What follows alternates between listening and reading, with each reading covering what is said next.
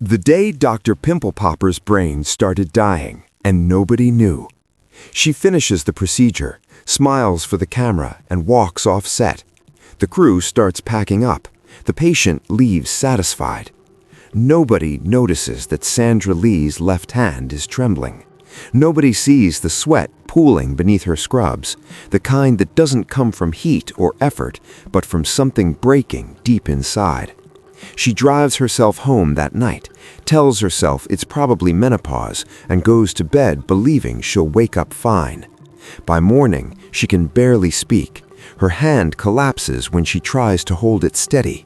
And the woman who spent 2 decades teaching millions of people how to recognize danger in their own skin almost talks herself out of going to the hospital while her brain cells were dying by the millions. This is the story of Sandra Lee, the woman the world knows as Dr. Pimple Popper, and the moment when everything she had built, everything she had sacrificed, and everything she had refused to slow down for finally caught up with her. It is not a story about becoming famous. It is a story about the price of never stopping and the woman who paid it without ever knowing the bill was coming. She did not discover dermatology by choice. Her father did, by accident, in a borrowed book. Soon Sang Lee grew up in Singapore as one of 10 children in a family with almost nothing. He became a medical officer in rural Malaysia, competent in general medicine, but completely lost when skin disease walked through the door. His solution was survival. He would step behind a privacy curtain and flip through a small book on dermatology left behind by a visiting American medical team.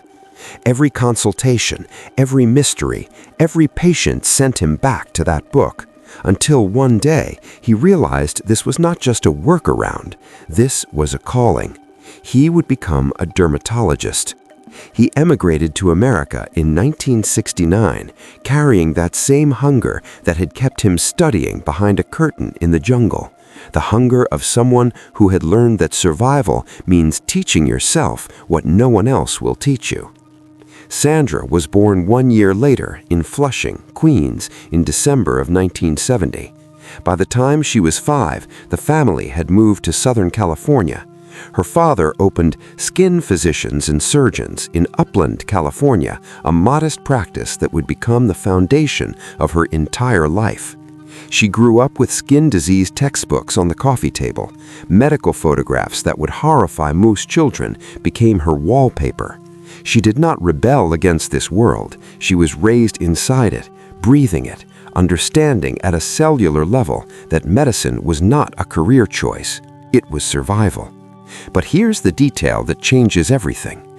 Sandra Lee did not match into dermatology on her first attempt. After her 4th year of medical school, the specialty her father had chosen, the field she had been raised to inherit, rejected her. She felt the rejection the way every person rejected by something they were supposed to have feels it, like waking from a dream and realizing it never was real. For a moment, she considered emergency medicine. Then she kept pushing. She matched at Southern Illinois University. She completed a fellowship under a renowned laser surgeon. And then she came home to take over the practice her father had built from borrowed knowledge and sheer will.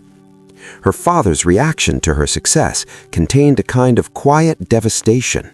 I used to hear patients remark that, "Oh, you are Dr. Soon Lee's daughter." Now I only hear, "Oh, you are Dr. Sandra Lee's father." He had built something for her.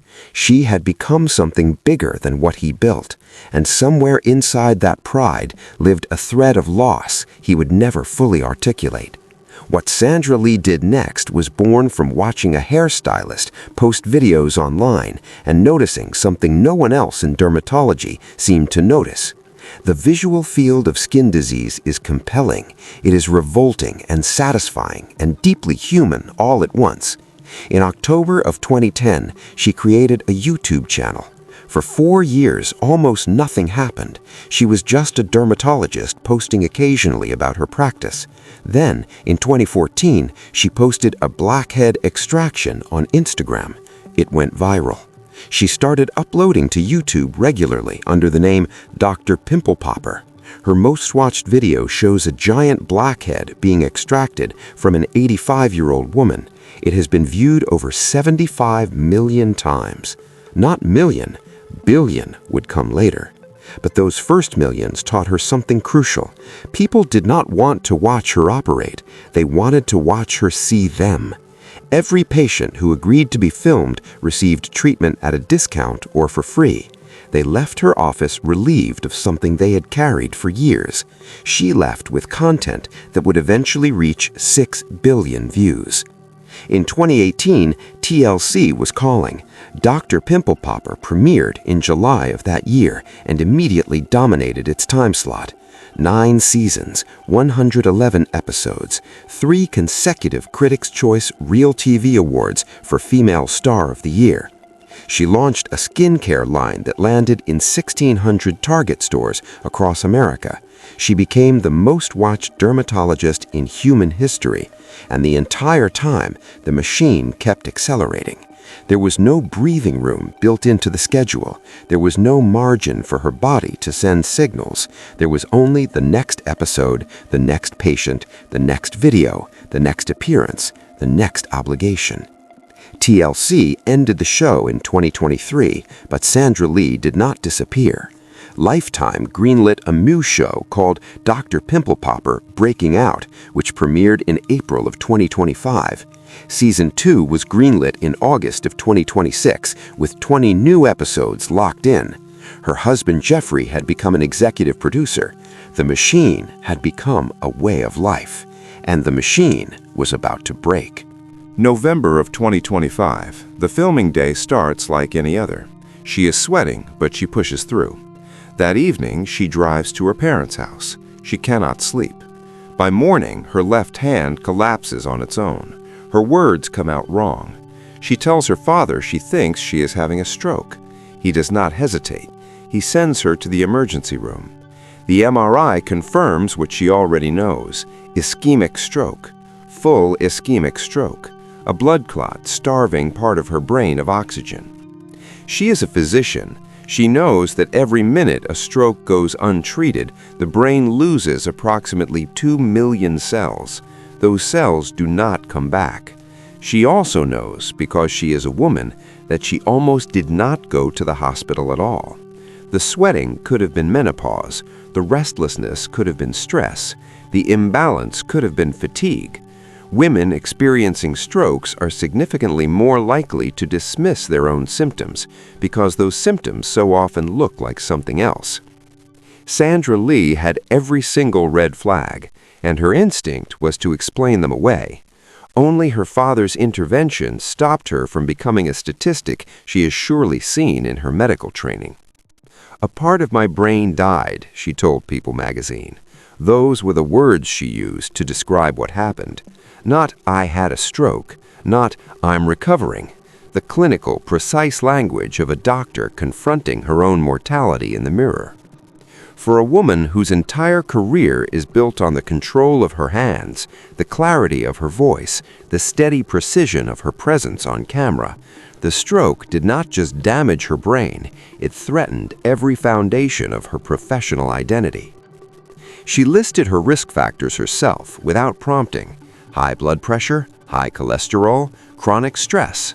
All 3 ignored, all 3 untreated, all 3 the direct result of years spent running a body without maintenance, the way you run a car on empty because the destination feels more urgent than the dashboard warning lights.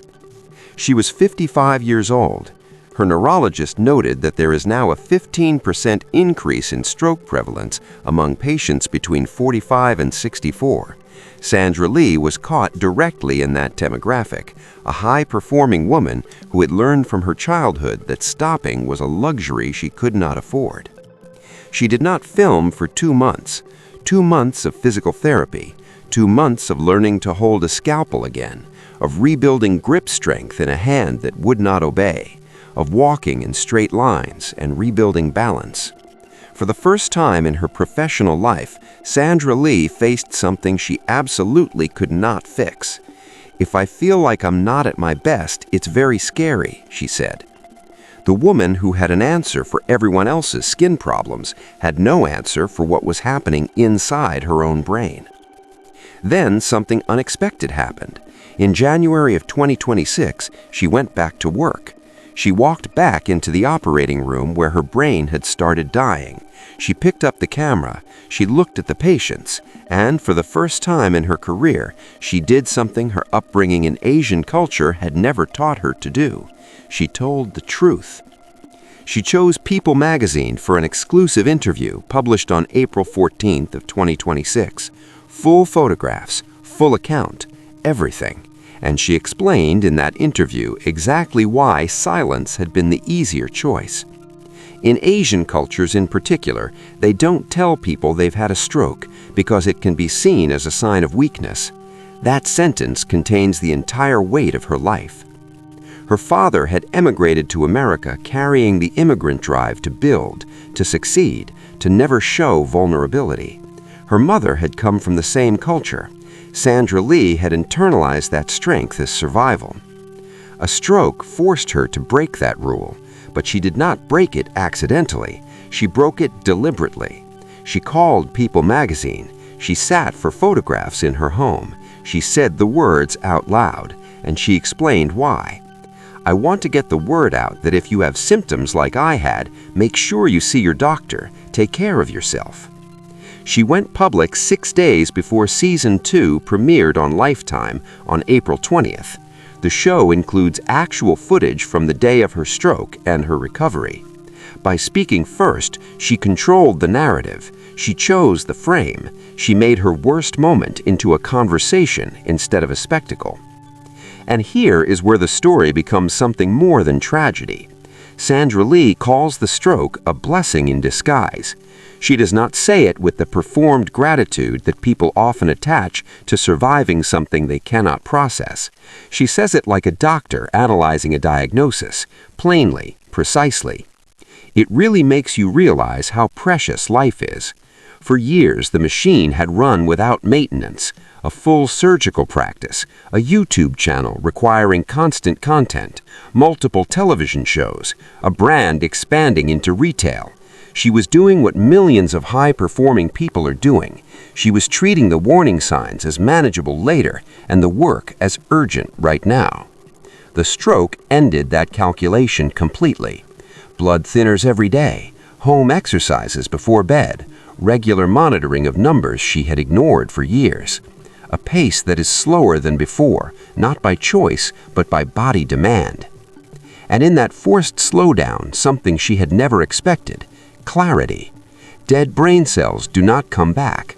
She will carry that loss for the rest of her life. But that loss taught her something no amount of success ever could. Her father discovered dermatology from a borrowed book behind a privacy curtain in a Malaysian jungle. He emigrated to America with almost nothing and built a practice from zero. He raised a daughter inside that practice who would eventually become the most watched dermatologist in human history. Decades later, that same father looked at his daughter in a moment of crisis and saw her danger before she could deny it. He sent her to the hospital in time. Sandra Lee did not just survive a stroke.